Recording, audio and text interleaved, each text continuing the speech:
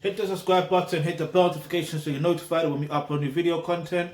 We're just always going to be on a regular basis, be on the first to view, first to like, first to comment, first to share, and all that good stuff there. Okay, so this is a review and a reaction on Rihanna's album Music of the Sun. So yeah, let's get into it. This was released back in 2005, I believe. Yeah. But anyway, let's just get straight into it. So basically, the album cover, you know, is of typical nature of the title, Music of the Sun. So basically, it's a picture of Rihanna's face, and you know, her name's in gold, but like the brightness of her face, if that makes any sense. And she's wearing gold as well, actually. It's the brightness of her face, and she's basically, yeah, it does represent, you know, that she's going to be shining bright. And looking at how her career's progressed, oh yeah, she's shining right bright like a sun, not like a diamond, but like a sun. She's blazing. Yeah, so there's basically, this is like I believe this is like a deluxe edition. So there's technically 14 tracks, but really there was 12 tracks. So anyway, so there's Pun the Replay, Here I Go Again, featuring J Status, If It's Loving That You Want, Then You Don't Love Me, No No No, featuring Vybz Kartel, that's La La La, then The Last Time, then Willing to Wait, then there's Music of the Sun, then there's Let Me, then there's Rush featuring Cardinal Official. Oh. And then there's A Thing in My Life featuring J Status. And then there's Now I Know. Then there's Ponder Replay Remix. Then there's Should I, which is the bonus track. And that is with featuring J Status. The reason why I said oh, by the way, is because when I listened to the album again, this was the first time I listened to the album in a long while. And I always thought Rihanna should work with Cardinal Official for some, like, it's just the Caribbean influence. You get it? It just would make sense, and he has his foot in the water in the UK, but also obviously in Canada, but also in America as well. So it just, to me, it would have made sense. But yeah, they've already got a song, which is impressive. And it's called Rush.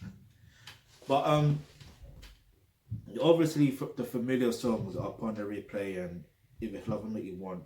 Those are two songs that stand out from the album to me, mainly because those were the lead singles, and you do, you know, yeah. The funny thing is, with this album, right, and I know this was I believe it was their debut album and she was 17, so I don't really want to rate this album. I feel like this was just her trying to find her sound, because if you listen to her tracks now, like nowadays, she's now really found her sound. I feel like this was, it was like she was trying to mix in the reggae and also dancehall influence, obviously with her being Caribbean, but then also trying to like commercialize that in a sense. It's hard to explain, but it is a decent album. Like I said, you know, I'm not gonna really rate this album. I'm just gonna leave it as, it's just because of her age, really, and her stuff like at that time. But yeah, let's talk about one track on this album, as usual, and or two tracks. Yeah, If It's Loving That You Want and Willing to Wait. Okay, so basically, when it comes to love or relationships or all that stuff there, you have to be willing to wait, right? For the right person to come along. And they'll always come in at any particular point in your life anyway. And you don't go looking, you just develop yourself, and you know, along the way they come along to you. Do you get it? It sounds crazy, I understand that, but that's just the reality of how it actually works, right? So